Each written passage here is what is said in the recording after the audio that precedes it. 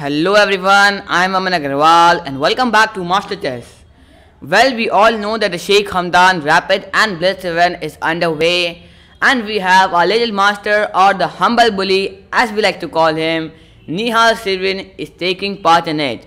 And that's why we are here with to you, bringing you the game between Nihal Sarin and the UAE #1 Salem Salah.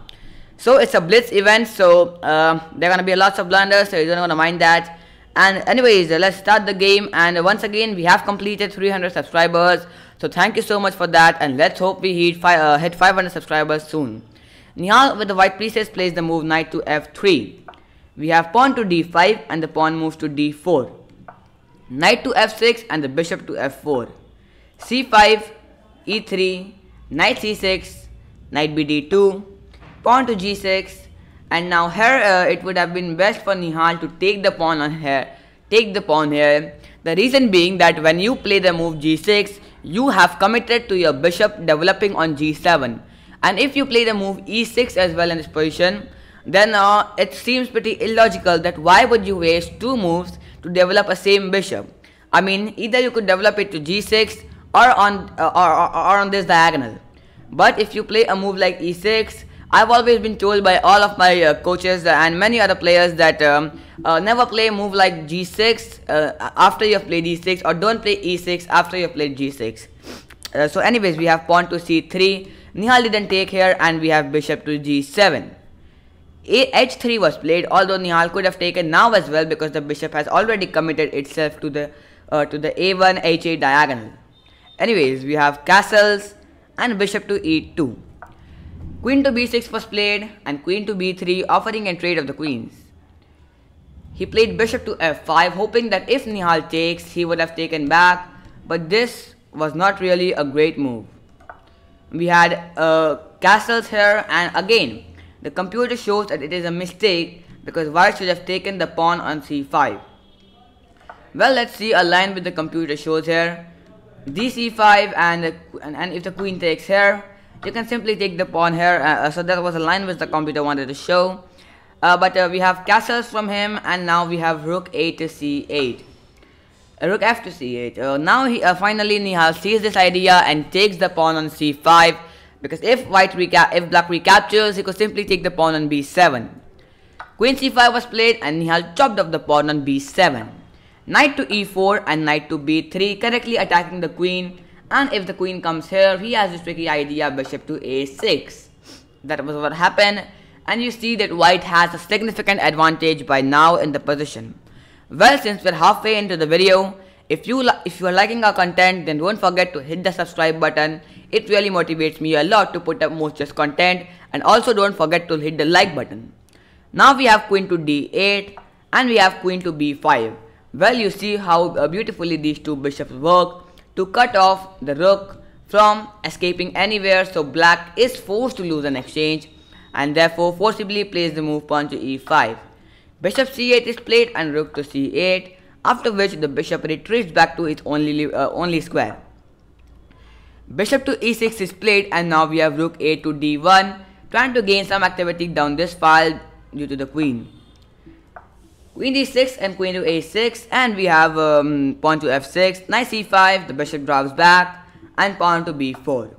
Queen c7 was played and the queen drops back.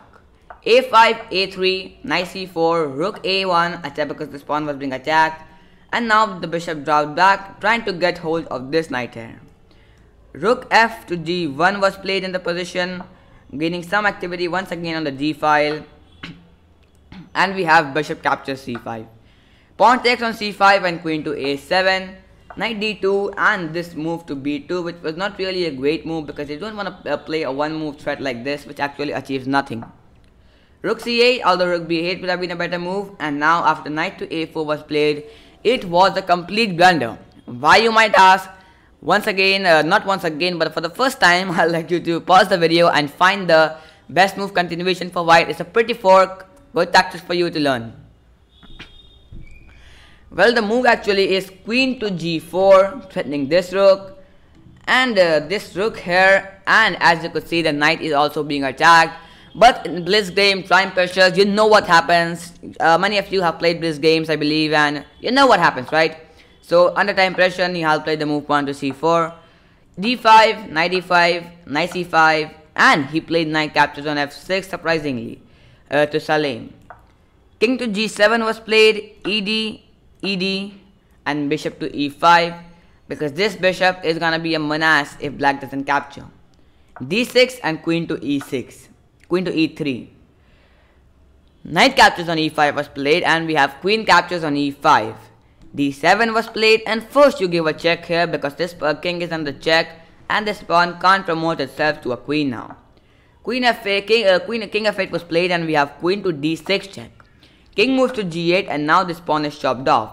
Well, the queen is coming to f6, the knight is coming to f6, and the game is over. Knight to b3 was played, a family fork, but doesn't really matter simply.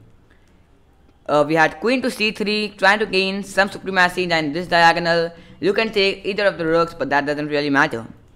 Knight captures on c1 was played, and here it would have been better if Nihal had played knight to h6, but rook c1 is equally efficient, and there is no way your king can escape from this. King f8 was played, and knight to h6 was the last move in the game. The clocks were pressed, Salah resigned, and Nihal Sarin proved to be too strong for the UAE number 1. Well, before we end this video, I'd like to show you a fun line which the computer shows.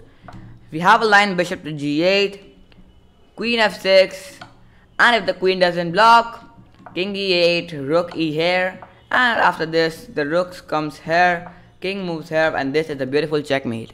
So after we completed this game, I hope you all liked this video, and I uploaded this video today because there was a rest day in the FCC, or the FIDE World Chess Championship.